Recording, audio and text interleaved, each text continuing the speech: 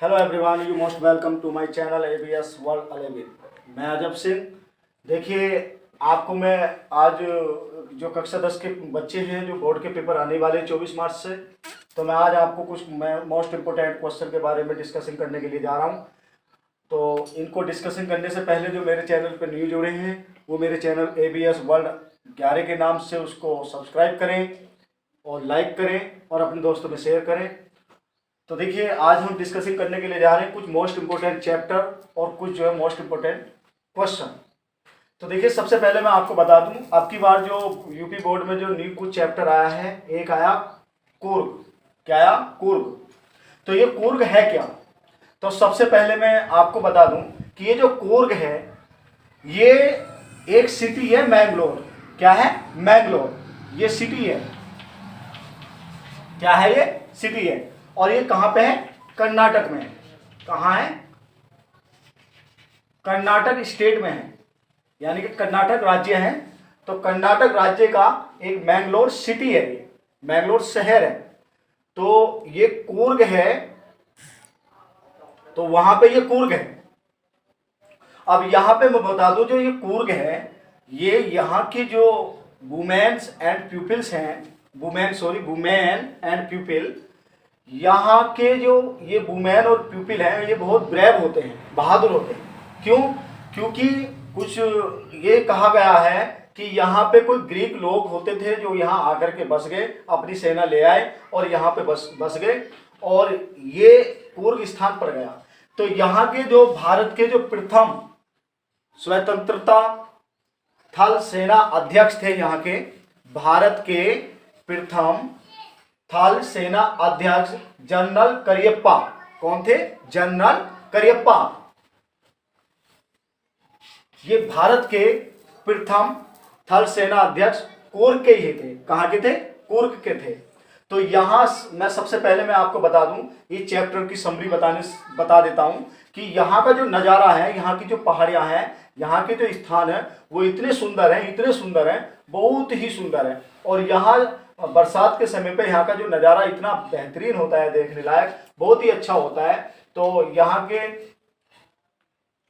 की जो फसलें हैं, ज़्यादातर जो यहाँ के जो फसलें हैं, यहाँ के ज़्यादातर जो फसल हैं वो चाय के बागान हैं, मसालों के बागान हैं। तो ये थोड़ा सा डिस्कशन था कूर्ग के बारे में, आप इसको एक बार फिर समझ लें। ये कूर्ग स्थान है। ये कूर्ग जो है कहाँ है? मैंगलोर सिटी में है। मैंगलोर सिटी कहाँ है? ये कर्नाटक में है, कर्नाटक राज्य में है। और यहाँ के जो पुरुष और स्त्रियां जो हैं वो बहादुर के रूप में जाने जाते हैं। और इस स्थान पर सबसे पहले आकर के जो कुछ बताते हैं कि ग्रीक और जो कुछ अरब लोग थे वो आकर के बसे। और यहाँ के हमारे भारत के भी प्रथम थल सेना अध्यक्ष जनरल करियप्पा थे, जो भारत के प्रथम स्वतंत्रता थल सेनाध्यक्ष रहे थे। तो यहाँ की जो जाति है ये कूर्ग जाति, ये ज़्यादातर अपने यहाँ पे चाय के बागान, मसालों की खेती करती है। और ये शहर बड़ा ही सुहावना है।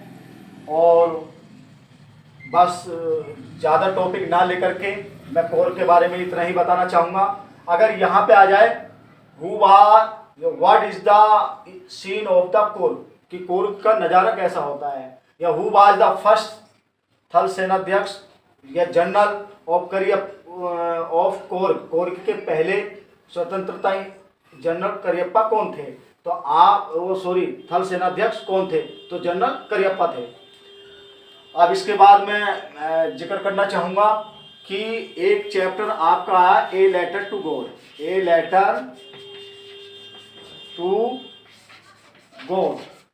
तो ए लेटर टू गॉड है क्या है? तो देखिए, ए लेटर टू गॉड जो है ये लिखा है जी एल फंड्स ने लिखा है ये। और ए लेटर टू गॉड यही केवल एक चैप्टर ऐसा है जो पुराना सिलेबस से दिया है, और इसकी हम चर्चा कर लेते हैं। देखिए, ए लेटर टू गॉड, एक पत्र ईश्वर के नाम, मतलब एक पत्र ईश्वर के नाम, ये लिखा किसने है? तो एक यहाँ पे एक लेंचो होता है। कौन होता? लेंचो। ये जो लेंचो होता है ये पुअर फार्मर होता है। क्या कौन होता है? पुअर फार्मर, यानी कि बहुत गरीब किसान होता है, गरीब किसान होता है, गरीब किसान। तो इसने एक अपनी जो है क्रॉप उगाई थी। काय की क्रॉप थी इसकी? फ्लावर्स। फ्लावर्स की इसकी खेती थी। तो इसकी खेती बहुत अच्छी थी और ये अपनी फसल को देख करके बड़ा खुश होता था। लेकिन इसका जो घर था वो पहाड़ी वैली के बीच में था, घाटियों के बीच में था, पहाड़ी की चोटी पर था। और जैसे ही ये बाहर निकला अपने घर से तो बाहर का नज़ारा देख कर ये बहुत खुश हो गया, क्योंकि जो है बादल छाए हुए थे, क्लाउड बिल्कुल छाए हुए थे। इसे लगा था कि थोड़ी वर्षा भी होगी, मेरे खेत को ज़रूरत भी है।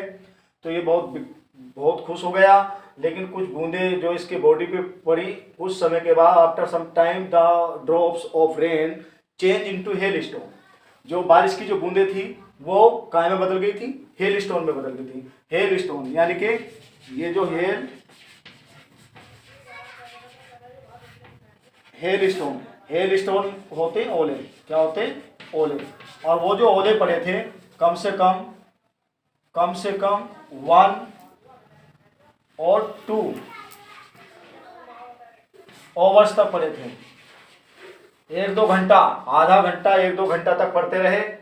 और पूरा जो जितना भी पूरा फील्ड था वो पूरा जो ओलों से भर गया था। उसकी जो खेती थी बिल्कुल पूरी तरीके से डिस्ट्रॉयड हो गई थी, बर्बाद हो गई थी, बिल्कुल खत्म हो गई थी। एक भी जितने भी पेड़ पौधे थे, एक भी पत्ता पेड़ों पर नहीं था। फूल जो उसकी फूलों की खेती थी पूरी तरह से नष्ट हो गई थी। और पूरा जो फील्ड था उसका जो कंप्लीट फील्ड था वो किससे भर गया था? ओलों से भर गया था। किससे भर गया था? हेल स्टोन से भर गया था। और हेल स्टोन से भरने के बाद वो कैसा दिखाई दे रहा था? पूरा खेल ऐसा दिखाई दे रहा था जैसे साल्ट, मतलब साल्ट मिर्च क्या होती है? नमक की तरह पूरा। तो ये बहुत दुखी हो गया। अब इसने सोचा कि मैं तो बिल्कुल बर्बाद हो चुका हूँ। तो he thought that I must to write a letter to God. इसने सोचा कि मुझे भगवान को एक पत्र लिखना चाहिए, because he believe in God. इसे भगवान पर आस्था थी, विश्वास था। तो इसने जो है ये पोस्ट ऑफिस गया, वहाँ पे लिफाफे लिए, स्टम्प लिया और पत्र में लिखना चालू करा। क्या कि if God you do not help me this year, अगर तुम मेरी इस साल मदद नहीं करते हो तो I and my family will be hunger this year. मैं और मेरा परिवार इस साल क्या रहेगा? भूखा रहेगा। तो इसलिए इसने जो है लेंचो ने एक लेटर लिखा और वो लेटर उसने जो है किस में डाल दिया? मेल बॉक्स में डाल दिया। मेल बॉक्स में। मेल बॉक्स क्या होती है? पत्र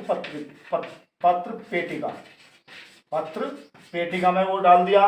तो पत्र पेटिका में एक पोस्टमैन होता है। द पोस्टमैन होता है। तो जैसे ही वो पोस्टमैन उस लेटर को रिसीव करता है, यानी कि उस लेटर को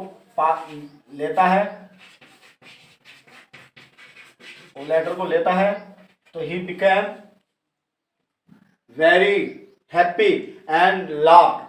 वो उसे देख करके खुश भी होता है लेकिन उसे हंसी भी आ जाती है। और वो हंसता हुआ उस लेटर को लेकर के हंसता हुआ अपने बॉस के पास जाता है। बॉस कौन है उसका? जो बॉस है वो हेड मास्टर है। कौन है? Head master. जो यानी कि इसको क्या बोलेंगे? Post master. क्या बोलेंगे?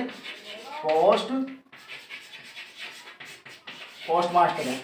तो पोस्ट मास्टर ने भी वो भगवान के नाम जो पत्र देखा तो पहले तो वो हंसा, लेकिन बाद में after some time he became serious. वो सीरियस हो गया और सीरियस होने के बाद उसने सोचा कि इसको जो है ईश्वर के प्रति इतनी आस्था है तो उसे कुछ ना कुछ मदद करनी चाहिए।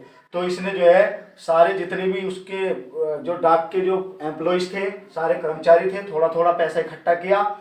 और वो पैसा इकट्ठा, लेकिन हाँ इसने जो पैसों की जो डिमांड की थी कि आप मुझे पैसे, इसने जब लेटर लिखा तो इसे पैसों की जरूरत थी 100 पैसे। कितने पैसों की जरूरत थी? 100 रुपए की।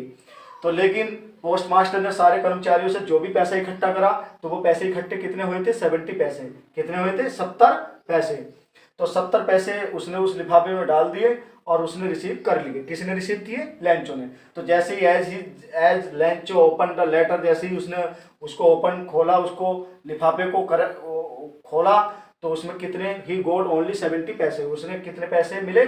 70 पैसे। तो ही बिकेम वेरी एंग्री, वह बहुत नाराज हुआ, और he said to the bank post employ to crook of the bench, और उसने जो डाक के कर्मचारियों को क्या कहा? बेईमानों का गुच्छा, बेईमान बताया उनको। तो फिर वह मजबूर हो गया। फिर उसने मतलब फर्स्ट लेटर लिखा था और एक फिर सेकंड लेटर भी लिखा। तो सेकंड लेटर में कहते हैं कि सेकंड लेटर में उसने क्या लिखा? What did Lencho write in second letter? तो उसने सेकंड लेटर में क्या लिखा था, मैं आपको बता दूं। सेकंड लेटर में उसने लिखा था कि oh God you do not send me money by, किसके द्वारा? मेल, कि डाक के द्वारा आप मुझे पैसे मत भेजना, because the post employ dishonest, बेईमान है, बैंक ऑफ क्रोक्स है, यानी कि बेईमानों के वो समूह है बना हुआ, इसलिए आप जो है मेरे पास क्या नहीं भेजना, डायरेक्ट पैसा भेजना, ना कि मेल के द्वारा। तो उसने यही सेकंड लेटर लिखा था। तो यही इसकी कहानी थी कि वो कौन था, कहाँ रहता था, और किससे देख करके वो बहुत खुश हुआ अपनी फसल को। लेकिन थोड़ी देर के बाद ओलों की बारिश पड़ गई, सारी उसकी जो आशाएं थी वो सारी मर गई। लेकिन उसके बाद केवल उसकी एक आशा थी, ईश्वर के प्रति उसका विश्वास कि ईश्वर उसकी मदद करेगा। तो उसने लेटर लिखा ईश्वर को, और लेटर में लिखा कि मुझे 100 पैसे की ज़रूरत है, और 100 पैसे का लिफाफा डाल के उसने उसके नाम ईश्वर के लिए मेल में डाल दिया। वहाँ पे एक पोस्ट मास्टर रहता था, उसने जैसे ही उसको ओपन किया, खोला, वो बहुत खुश हुआ, बहुत हंसा, और हंसता हुआ अपने बॉस के पास गया। बॉस कौन था? Post master. तो पोस्ट मास्टर भी उस लेटर को देख करके हंसा, लेकिन बाद में वो सीरियस हो गया। उसने सोचा कि इसकी ईश्वर के प्रति बहुत आस्था है, बहुत बिलीफ है, इसलिए हमें उसकी मदद करनी चाहिए। सारे जितने भी पोस्ट के एम्प्लॉयज़ थे, सारे पोस्ट के एम्प्लॉयज़ों ने हल्का हल्का अपनी सैलरी से थोड़ा थोड़ा पैसा इकट्ठा किया और वो उसको दे दिया। तो कितने पैसे हो गए थे? वो 70 पैसे हो गए थे। लेकिन जैसे ही वो उसके पास पहुंचे, उसने रिसीव किया, लेंचो नाराज हो गया। लेंचो ने जो डाक के जो कर्मचारी थे उनको बेईमान बताया, और दूसरे लेटर में लिखा कि ईश्वर आपने मुझे पैसे तो पूरे भेजे थे, लेकिन ये ऊपर के जो पैसे थे वो डाक के कर्मचारी। तो देखिए सेकंड लेटर में उसने यही लिखा कि इस बार जो आप मुझे पैसे भेजेंगे वो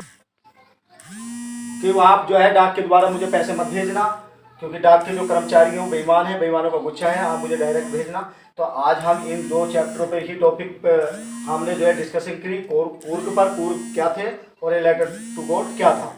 तो इन 2 चैप्टरों पे मैंने आज डिस्कशन की, इसको आप देख लेना, ये बोर्ड में पूरे आने के चांस है।